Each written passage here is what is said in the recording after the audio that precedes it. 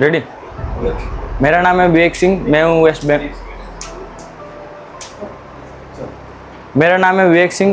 Waste Bengal से। आज मैं बताने वाला हूँ क्वालकॉम एमएमसी चेंज प्रोसेस।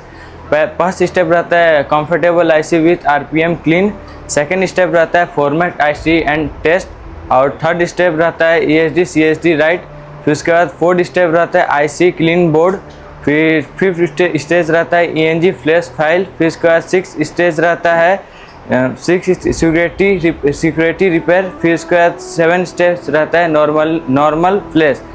तो thank you Dev sir, thank you Asia telecom.